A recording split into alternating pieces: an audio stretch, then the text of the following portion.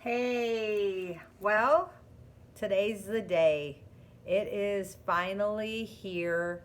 I am going to be running a race a little bit later, so I will check in for sure with you guys. It is March 9th. Here it is. Wow, 2019. My leg's kind of shaking. It's kind of weird.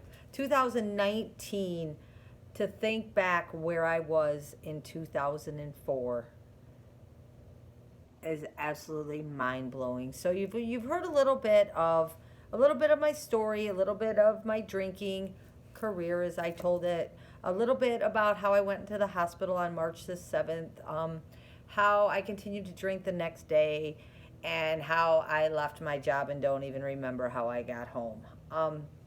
This is the day that I want to share with all of you because this is the day that I can smile about now. It's an emotional day from that day on March 9th, 2004, but now it's a glorious day because I'm here to share it with you because I think, honestly, if I would have continued down the path that I was going with the drinking and taking the pills that I was taking, I honestly don't think I would have lived about 6 weeks longer. I'm not going to lie. I was a very, very sick person. Some people on here knew me then, some did not. So this is it. So March 9th, 2004, I woke up from coming home, like I said, from the job that I had no idea how I even got home, where my apron was, or anything like that, to knowing that I pretty much had lost my job. I called my boss, Eric Sitter. I said, Eric, I can't not have my job. I cannot lose this job.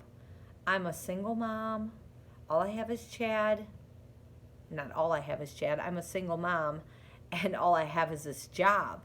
And he said, Tammy, I don't think we're going to be able to let you have your job. And I cried. I'm like, Eric, I only have $500 to my name. I don't know what I'm going to do.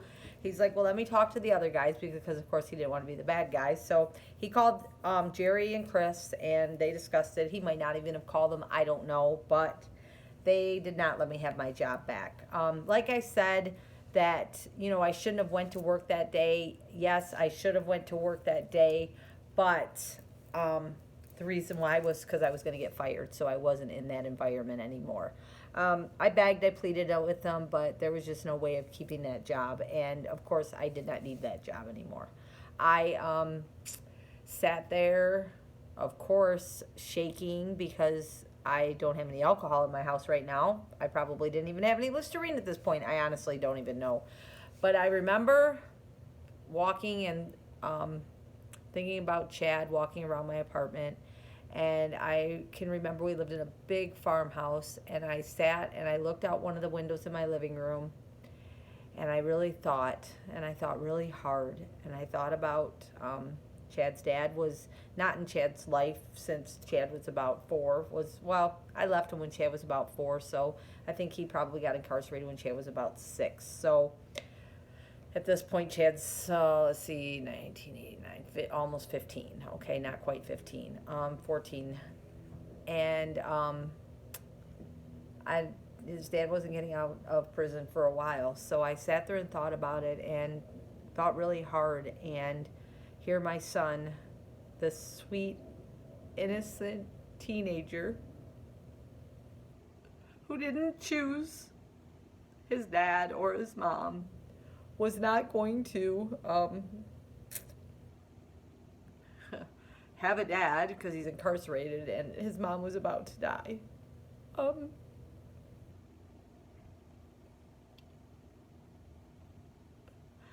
I remember looking out that window and thinking, God,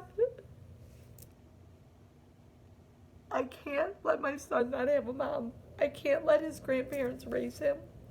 I can't do that to my son. I can't have him lose his mom at such a young age. Like I lost my dad at such a young age. I said, God, I have to do something to change my life now. I can't do this anymore. I'm gonna die. I laid on the floor. I screamed. I cried. I kicked. I yelled. I probably screamed a little more. I was mad. I was angry. I didn't understand why I had to be like this. But I was. Plain and simple. I remember just thinking, what am I going to do now? What am I going to do now? I can't drink anymore. I'm going to die. I don't know where to go. Well, I kind of know where to go. I know to go to AA meetings. Thanks, Chad's dad, for that, because I at least knew what the rooms were like. But I didn't really know what to do. All I knew is that I couldn't go on like this anymore. So I called my good friend Molly. Oh, her mom is a pastor and parent, her dad. I called her and she said, let me call my mom. Nancy let me come right over to her house. I knocked on her door. I knew her. I've met her a couple times. I knocked on her door and she opened it so kindly for me.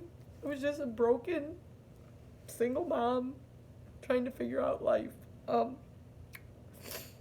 God, it's so hard, you guys. You think over 15 years it get easier, but it doesn't.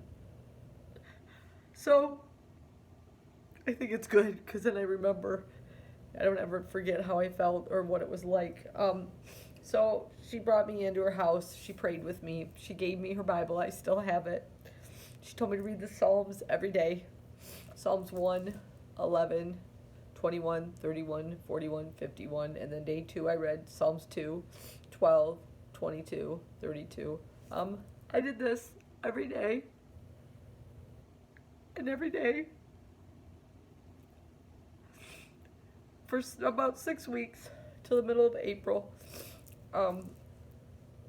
I had 3 very special houses that I went to, and I thank these guys every year, and I thank Eric and Jerry and Chris and Nancy and Molly, and I'm going to tell you the family's houses that I went to. So I would get up in the morning usually, and I'd go to an AA meeting, or I'd go to my sister-in-law's house. I'd go see Candy.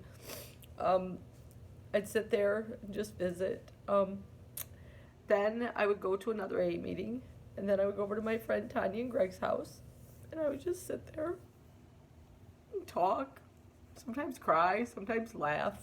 And after that, I'd go to another AA meeting, and then I'd go over to my friend Tammy and Ed's house, and I'd pretty much sit there the rest of the evening unless I went to another AA meeting. I'd joggle the meetings around sometimes in the houses, but this is what I did every day for 6 weeks. For 6 weeks, they never shut their door on me. They never said, hey Tammy, we're busy tonight, or hey Tammy, we're having a family day. Every time they let me come into their house and they welcomed me, and just whatever I did, sometimes I just sat there. I honestly don't really remember because it was a rough 6 weeks. But what I do know is after those 6 weeks, I got a job at Cafe Marie, working days, and changed my life around. Here I am today. I have an amazing 15 years of sobriety. I have an amazing story of 15 years of sobriety. I've had heartache in those 15 years of sobriety. I've had tough times in those 15 years of sobriety. But all I can say is that our God is pretty mighty because He's always gotten me through it. Always.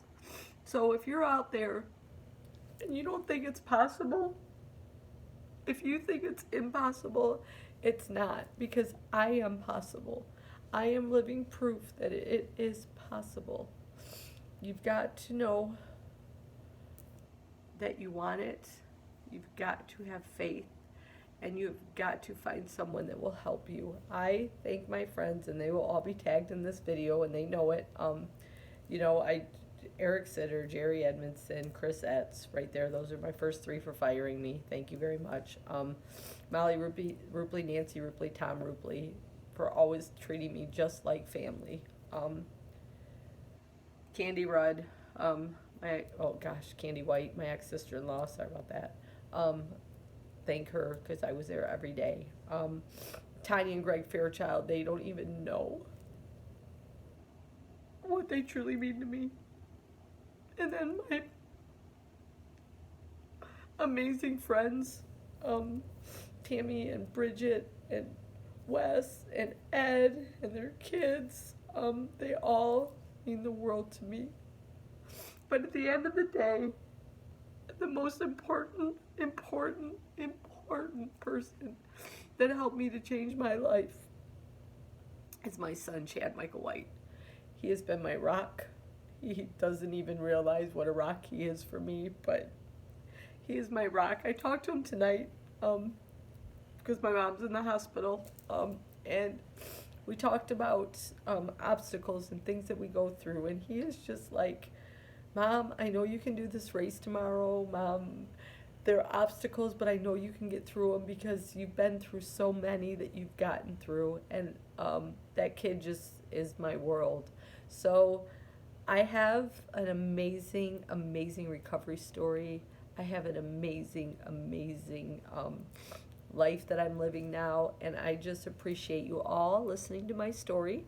Like I said, if you know anybody that needs to hear it, or you want me to reach out to someone, or they need to reach out to me, just message me, you guys. You know that I'm here for you. You guys have an amazing night. God bless.